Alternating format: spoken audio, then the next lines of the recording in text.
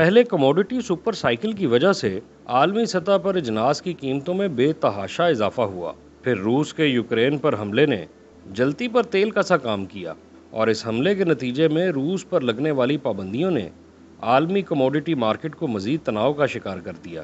COVID-19 کے دوران supply chain میں رکاوٹوں نے کموڈٹی سپر سائیکل کو تیز کر دیا تھا، تاہم حالیہ سیاسی و جغرافیائی تنازعات نے صورتحال کو بدترین کر دیا ہے۔ پروفٹ میں شائع ہونے والے اپنے کالم میں عمار ایچ خان لکھتے ہیں کہ ایک ایسے وقت میں جب کہ عالمی معیشت بحران کا شکار ہے، توانائی درآمد کرنے والے ملکوں کو اس حوالے سے وسائل کی قلت کا سامنا ہے۔ گزشتہ حکومت نے 250 ارب روپے کی پیٹرولیم سبسڈی کے تحت 4 ماہ تک قیمتوں میں رد و بدل کیے بغیر ریٹیل پرائس پر پیٹرول اور ڈیزل فراہم کرنے کا اعلان کیا، اور ساتھ ہی بجلی کے بلوں میں بھی رعایت دینے کا عندیہ دیا۔ تاہم ریٹیل پرائس پر پیٹرول کی فراہمی کو اکثر مہنگائی کا پیمانہ سمجھا جاتا ہے اور اسے سیاسی پوائنٹ سکورنگ کے لیے استعمال کیا جاتا ہے، لیکن سابق حکومت کی جانب سے قیمتوں میں کمی کے لیے سبسڈی دی گئی اور اس بات کی پرواہ نہیں کی گئی کہ سبسڈی کے نتیجے میں قومی خزانے پر کتنا بوجھ پڑے گا۔ سبسڈی کا بنیادی مقصد معاشرے کے کمزور طبقے کو مالی سپورٹ فراہم کرنا ہوتا ہے تاکہ وہ بھی ضروریات زندگی بآسانی خرید سکیں، لیکن یہاں ایک مسئلہ ہے، وہ یہ کہ فیول اور بجلی پر دی جانے والی سبسڈی سے امیر اور غریب یکساں طور پر مستفید ہوتے ہیں، چاہے کسی کے گھر میں ایک سے زائد گاڑیاں ہوں یا محض ایک کھٹارا سی موٹر سائیکل۔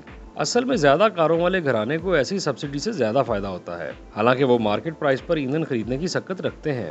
احساس پروگرام کے تحت دی جانے والی ٹارگیٹڈ سبسڈی کمزور طبقات کی مدد کرنے کا ایک بہتر ذریعہ ہے۔ یہی سبسڈی پیٹرول، ڈیزل اور گیس پر بھی دی جا سکتی ہے، لیکن ایسا ہوتا نہیں، بلکہ توانائی پر دی گئی سبسڈی سے بھی امیر بھی اتنا ہی مستفید ہوتا ہے جتنا کوئی مستحق غریب۔ ایک اور مسئلہ یہ ہے کہ مختصر مدت کے لیے دی جانے والی سبسڈی تو شاید فائدہ مند ہو، لیکن وسط مدتی اور طویل المدتی سبسڈی تباہ کن نتائج لا سکتی ہے۔ پاکستان کا کبھی نہ ختم ہونے والا گردشی قرضہ اس کی واضح مثال ہے، گو کہ اس کے پیچھے کئی دیگر عوامل بھی کار فرما ہیں۔ اسی طرح جب کسی معیشت میں فیول کی قیمتیں بڑھتی ہیں تو کم و بیش تمام ضروریات زندگی کی قیمتوں میں اضافہ ہو جاتا ہے، کیونکہ فیول ہی کسی بھی معیشت میں مینوفیکچرنگ سے لے کر سروسز تک ہر چیز میں بنیادی ان پٹ ہے۔ تاہم ایک بار بڑھنے کے بعد قیمتیں نیچے آنے کا نام نہیں لیتی اور عوام مہنگائی کی چکی میں پسنے پر مجبور ہو جاتے ہیں۔ اگر فیول کی قیمتیں کم ہو جائیں تو بے شمار ضروریات زندگی کی قیمتوں میں کمی ہو سکتی ہے۔ عموماً یہ سمجھا جاتا ہے کہ ٹیکس وصولی میں اضافے سے ہی سبسڈی کے لیے پیسہ نکالا جائے گا، تاہم مہنگائی کے دباؤ اور روپے کی قدر میں کمی کے باعث امپورٹ ڈیوٹیز کی زیادہ تر وصولی کی وجہ سے ٹیکسوں میں بھی اضافہ ہو چکا ہے، اخراجات میں بھی اسی رفتار سے اضافہ ہوا ہے اور مالیاتی خسارہ مزید بڑھ گیا ہے۔ ایسے میں کسی بھی چیز پر حکومت کی جانب سے سبسڈی دینے سے قومی خزانے پر بوجھ مزید بڑھتا ہے، کیونکہ اگر مالیاتی خسارہ نہ ہوتا تو بھاری سبسڈیز دینا سمجھ میں آتا ہے۔ سابق حکومت کی جانب سے 250 ارب روپے کی فیول سبسڈی دراصل وسائل کی غلط تقسیم ہے۔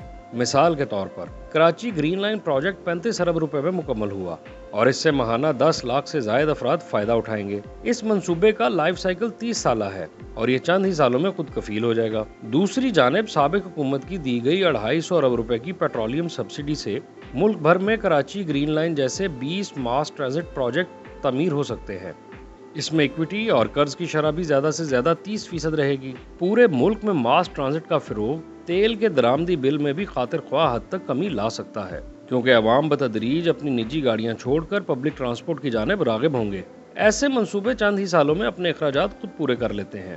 اس ساری بحث کا نتیجہ یہ نکلتا ہے کہ لانگ ٹرم سبسڈی پر ضائع کرنے کی بجائے قیمتی ملکی وسائل کو محض چند ماہ کی مختصر مدتی سبسڈی کے لیے استعمال کیا جا سکتا ہے۔ پاکستان میں توانائی پر گزشتہ 14 سالوں سے سبسڈی دی جا رہی ہے، جس کے معیشت پر اثرات تباہ کن ثابت ہوئے ہیں۔ بھاری گردشی قرضہ اس کی ایک مثال ہے۔ اس کے ساتھ ساتھ توانائی کی قیمتوں میں روز بروز اضافہ ہو رہا ہے۔ ایسے میں دوبارہ سبسڈی دینے سے صورتحال مزید خراب ہوگی۔ وسائل کی تقسیم منصفانہ ہونی چاہیے جو پائیدار ترقی کے امکانات کو یقینی بنائے۔ اسی طرح ٹارگیٹڈ سبسڈی کا اثر کسی قسم کی خفیہ سبسڈی سے زیادہ ہوگا اور کمزور طبقات کی بہتر طور پر مدد ہو سکے گی۔